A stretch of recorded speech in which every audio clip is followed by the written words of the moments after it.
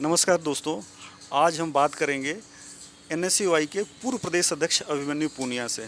पूनिया जी, आपका स्वागत है। थैंक यू प्रेम जी। पिछले 2 साल से आप संगठन में नहीं हैं, आप आगे की क्या प्लानिंग है? देखो, कांग्रेस के लिए काम कर रहे हैं। कांग्रेस के कार्यकर्ता के रूप में कांग्रेस में अभी हम काम कर रहे हैं। और पिछले 2 साल से जिस प्रकार से राजस्थान के अंदर युवाओं को जोड़ने का, तहसील स्तर पर हो चाहे ग्राम स्तर पर हो, राजधानी स्तर पे हो, जो हमारे साथ पुराने साथी थे पिछले 10-12 सालों में, जो हमने एनएसयूआई में काम किया, छात्र राजनीति में काम किया, उन साथियों को जोड़कर आज भी हम कांग्रेस के कार्यकर्ता के रूप में काम करते हैं। पहले भी कार्यकर्ता के रूप में ही काम किया था, चाहे एनएसयूआई में जिला अध्यक्ष से लेकर एनएसयूआई के प्रदेश अध्यक्ष तक, राजस्थान विश्वविद्यालय में जनरल सेक्रेटरी रहा, राजस्थान महाविद्यालय से चुनाव लड़ा। तो लगभग छात्रों के बीच में रहे हैं, युवाओं के बीच में रहे हैं और लगातार उनके लिए संघर्ष कर रहे हैं, उनकी मांगों को लेकर।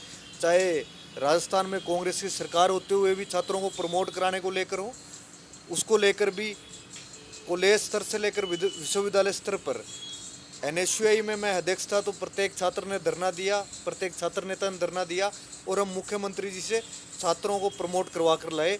राजस्थान के अंदर कांग्रेस की सरकार थी, तब भी हम लड़ाई लड़के कोविड के अंदर।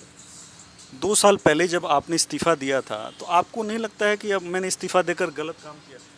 बिल्कुल नहीं, मैंने इस्तीफा, हमारे नेता, युवाओं के नेता, मेरे नेता आदर्श और पूरे देश के युवाओं के आदर्श हैं, जिनके साथ हमने पिछले 8 साल से काम किया। पीसी चीफ बनकर आए थे, उस समय मैं विश्वविद्यालय का जनरल सेक्रेटरी था और उस समय से हम जुड़े हुए थे। उस समय हमने जिस प्रकार से उपचुनाव हुए, 4 उपचुनाव हुए, उसके बाद उसके अंदर 3 उपचुनाव हमने जीते। भाजपा की सरकार थी, उस समय 163 सीटें भाजपा के पास थी, केंद्र के अंदर भाजपा की सरकार थी। उसके बाद लोकसभा के उपचुनाव हुए, पूरे देश के अंदर नरेंद्र मोदी की लहर थी। लेकिन उस समय मैं एनएसयूआई का प्रदेश अध्यक्ष था, काम करने का मौका मिला, पायलट साहब के साथ एक वार्ड के अंदर काम करने का मौका मिला, शहर के अंदर काम करने का मौका मिला और कांग्रेस में युवाओं के अंदर एक नई ऊर्जा जो आई उस समय, तो 2 लोकसभा चुनाव भी हम भारी अंतर से जीते। तो पूरे देश के अंदर मोदी लहर होते हुए उस समय लोकसभा का चुनाव जीतना और पूरा सरकारी तंत्र, वसुंधरा राजे खुद अजमेर में बैठी रही, फिर भी अजमेर लोकसभा का चुनाव भारी अंतर से जीतना। तो ऐसे नेता के साथ हमने काम किया जो पूरे देश के युवा जिसको देखना चाहते हैं, सुनना चाहते हैं। और उस नेता के लिए इस्तीफा इसलिए दिया क्योंकि 2018 के जिनके नेतृत्व में कांग्रेस की सरकार बनी और उनके बार बार नज़रअंदाज करना सरकार द्वारा, तो हमने सोचा कि हम इस्तीफा देंगे। हम उस नेता के साथ ही काम करना चाहते हैं, जिस नेता के साथ हम रहे हैं उस नेता के साथ ही हम आगे काम करेंगे। सचिन पायलट में क्या ऐसा है जो आपको आकर्षित करता है? देखो, पायलट साहब ने जब से राजस्थान के अंदर पीसी चीफ बनकर आए, तो गांव से लेकर राजधानी तक प्रत्येक कांग्रेस कार्यकर्ता को मजबूत किया, युवाओं को जोड़ने का काम किया और एक गांव ढाणी दूर बैठे हुए सामान्य परिवार के युवाओं को आगे बढ़ाने का काम किया। मैं बिल्कुल सामान्य परिवार से हूँ, बिल्कुल गांव ढाणी से। मैंने आकर राजस्थान विश्वविद्यालय में जब छात्र राजनीति शुरुआत की, छात्रों के लिए संघर्ष किया, उस समय उस नेता ने हमारे जैसे अनेक युवाओं को आगे बढ़ाने का काम किया। चाहे आप उस समय देखोगे पीसीसी सदस्यों की जो लिस्ट आई, उसके अंदर विश्वविद्यालय के छात्र संघ अध्यक्षों को मौका दिया, एनएसयूआई के जिला अध्यक्षों को मौका दिया, यूथ कांग्रेस के जिला अध्यक्ष, विधानसभा अध्यक्षों को एआईसीसी और पीसीसी में काम करने का मौका दिया है।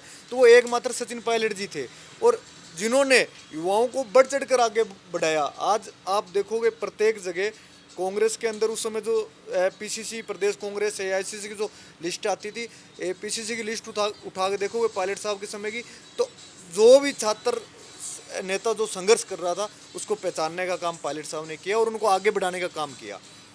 अच्छा, कांग्रेस के भीतर एक गद्दार शब्द का इस्तेमाल हो रहा है, उसमें कई बार आपने भी उसमें काउंटर किया, उसके बारे में थोड़ा सा कुछ बताइए।